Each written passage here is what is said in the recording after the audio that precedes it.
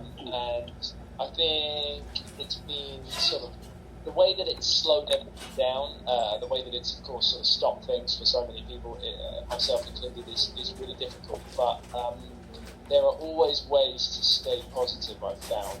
Two good ways I found. One was exercise is actually really good for my brain. It kind of keep all the endorphins and stuff, keeps me feeling good. So that's really helped me. And the other one was actually doing things like this. I didn't do a lot of this kind of thing before lockdown. I didn't do a lot of social media stuff before lockdown, but I've been jumping on Instagram Live and seeing everybody once a week to play guitar, to sing songs, to hang out with everyone. And that's helped me a lot. Otherwise, it would have been much more difficult. So I've enjoyed having those things to do. I hope that answers the question. Hi, so yeah, I saw your live lessons on IG, and I've been watching it, even though I don't know how to play the guitar. That's okay. But yeah, so my question is, how has the pandemic changed the way you interact with or connect with your fans, or has it inspired you to write, or change the way you approach touring and meeting everyone? Yeah, it's a good question. It's changed the way I interact with my fans because I've recognised I can embrace social media more. I wasn't doing things like Instagram Live as much before because I felt like I could travel and go and see everybody. But of course, this pandemic has affected all of that travel in a big way. So I haven't been able to do that. It's affected touring. I can't go and play for people. I don't enjoy that. I want to come and see people. I want to come and play in front of people, but I can't do that. So I've enjoyed embracing Instagram Live and live feeds and social media in that way because it means that we can do this kind of thing, and I think that's really important at a time when we can't all be in the same room together. Yeah. Hope you stay safe. You too. Thank you, Tristan. Thanks. Okay, so first, I want to congratulate you on your latest single, the Chase on Your... Sure, my I'm so sorry. No worries. My question is, are we expecting a new album this year, or maybe early next year? Yes, we are expecting a new album this year. I don't know exactly when yet. We don't have a date for it yet, but the album will be coming in 2020. That's what we've been working towards. That is the plan. There'll be an album in 2020. So there's more new music to come. Chill My Heart's the first single, and there are others on the way, and I can't wait for you to hear it. Hey, Marielle, nice hair. I like your hair a lot. I'm a big fan of that. I think it's very cool. Oh my gosh, thank you so much. I just colored this last week. It's great. It was a bit, quarantine was boring and I had nothing to do. So I get it. Maybe I'll do it too. I'll go check it out. I'll think about it. So I colored my hair purple. Yeah, sure. I bet it would look good on you. Maybe we'll find out. Alright. So for my question, I guess you've collaborated with a lot of artists, including Julia Michaels and others. Has any collaborations specifically stuck with you, or what moments? Yeah. Good question. I'm just thinking two collaborations. A really exciting one for me was doing a version. I released a song called Us, and I did a version with Alicia Keys. She's a superhero of mine, so I really enjoyed that. I got to go and be on stage in 2018 with the Rolling Stones, which was kind of a live collaboration, but that was one of the greatest things ever. I really enjoyed that. But actually, to be honest with you, the collaboration with Julia might be my favourite because we got to write the song together, and when we wrote the song, we didn't write a song because we knew that we wanted to release a song together and do a video together and all of that. We'd met and known each other for a little while, and we just wanted to try writing to see what happened, see if we get anything good. And it went all the way, the song went all the way, and it became a fully kind of released single. And that whole experience with Julia was really fun. It was one of my sort of most in-depth collaboration experiences. So that one might be my favourite. Yeah, alright. So that's so great to hear because both of you are actually my favorite. Thank you so much, Dave. That's very cool. Nice one. Thank you. Hello. Hi, James. Hey, Hi, how's it James. going? Hi. I actually met you last 2016 during your concert Amazing. here in the Philippines. It's here. Wonderful. Oh, there we are. That's Look me in the at green. that. That's Hi. us. Nice to see you again. Nice to see you. My question is, what was your process when you were writing your latest single, "Chew on My Heart"? That's a good question. I had a few different things I wanted to do. Um, there's a Beatles song, there's a song by the Beatles, which is a really old song from like, I don't know, it's from like 1970 or something. And it's called While My Guitar Gently Weeps. And it was a really good song. It was a really big song for them. And the thing about that song is that usually songs are like, they're either in a minor key or they're in a major key. But While My Guitar Gently Weeps is the verses are in a minor key and the chorus is in a major key. And not lots of people do that. You don't hear that in songwriting much. And I wanted to try that. So we just decided to do it. And in Chew on My Heart, you have these kind of angsty, kind of Yeah. sad verses that are in a minor key. And then the chorus gets all bright and joyous. Yes, And that's because yes. that chorus is in a major key and it switches back and forth throughout the song.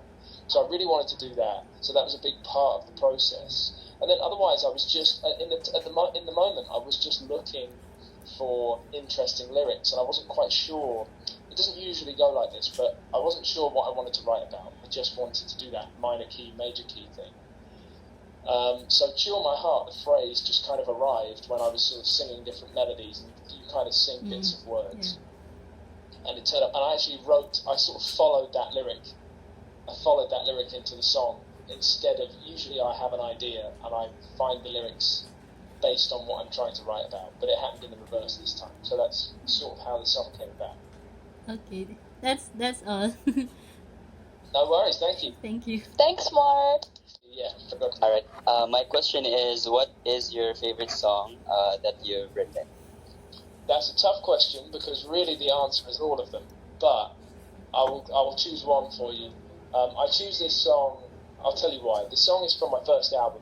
It's called Scars, and that's one of my favourites because I wrote the verse for that song. I wrote both the verses for that song sometime in like 2012, and I don't think I finished the chorus.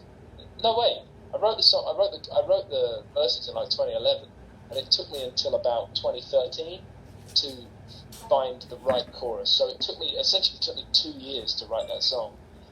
But it's become one of my favourites because it was always a very personal song, and I loved the verses so much that I couldn't.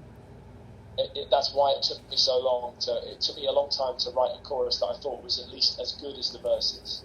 But I stuck with it. I persevered and I stuck with it, and I never really gave up on it. And it's become one of my favourite songs because now I go and play shows and people sing the lyrics of that song to me, and it's just a crazy experience given it took me so long to write it. So that's kind of why it's my favourite.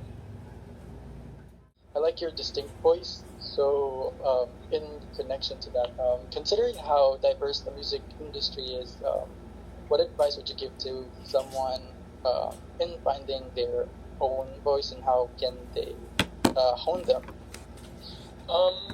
It's a combination of things that get you to that place. Like for example, it's okay on your journey to finding your voice. It's completely okay to spend your time trying to sound like other people, because you're never going to sound exactly like those other people. And what you want to do is you kind of want to embrace that, but you also want to keep, if you can bear it, keep singing, and I'm sure you can, keep singing to other people. Keep showing other people what you're doing. And you have to be really kind of honest with yourself and read all of the things all of the ways that they react. There are things that people won't like as much, and there's things that people will like a lot. And if you lean into the things that people like a lot, as long as you like them as well, then you will start to find your own sound and your own voice. And then just run with that, follow that, and always do that. That's probably the best advice I could give, I think. Good question. So, thank you, James. No worries, thank you. Hi, James. How are you there? I'm good, thank you. So first, I just want to say that I wanna say thank you. You've been an inspiration to us, to me, your different take in each album, from Chaos and Calm and now to Chew on My Heart. You show different sides of yourselves, and it really amazes me for you as a song, and I really admire as a songwriter. Thank So you my so much.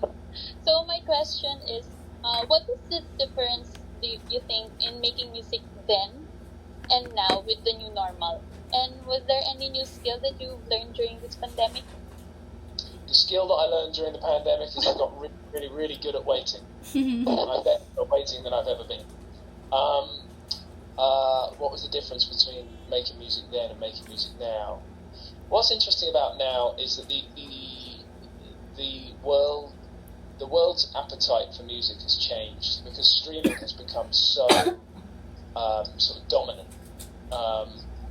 So now people don't mind if you put a whole album out, and then 6 weeks later you put a whole EP out, and then 2 weeks later you put a single out.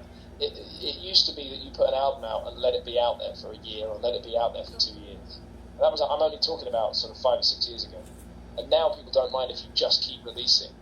Everybody enjoys something that's new, something that's different. They don't need it to sound like it's like a big pop single. They just want they want it to feel like that they kind of know you, and you're constantly just showing them different things that you're creating all the time. That's interesting. I mean, and that comes with I think for all artists, it comes with a bit of a pressure of wanting to make brilliant, great things so often, and that's hard to do. But it's a challenge, and we all like a challenge, so I'm kind of willing to embrace it. But that, I think, is how times have changed the most as far as releasing music. I think still because music is the therapy most these days. Absolutely, music is therapy. So I think it's always okay to keep giving that therapy. Yeah. Okay, that's my question. Thank you very Thank much. you so much. Take care. Thank you, Alyssa. Thank you for answering those questions from your lovely fans in the Philippines, James. So I'm afraid that's all the time we have for today. Thank you very much, James, for spending your time with us. Do you have any final words to everyone here and your Filipino fans? Just that I love you guys, and I'm so sorry I can't be there. And it's been way too long, and I just can't wait to be back. I can't wait to be back. So let's all just sort of do everything we can, I guess, to help. Looking forward for your solo show. Yeah, Yes. nice one. I can't wait. Can't wait to come back and do a show. I will see you all soon. Thank you so much for being here. James, before you go, Yes. could we get a quick Zoom photo with everyone? Just Let's really do it. quickly? Let's do it. Ready? A couple, so we have choices. Yeah, count us down. 1, 2, 3. Okay, let's take another one. Sure. 1, 2, 3.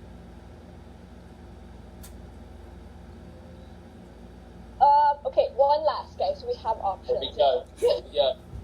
So, 1, 2, 3. Okay, got it. Thank you Nice so one. much, guys. Thank you, Thank you guys. so much, James.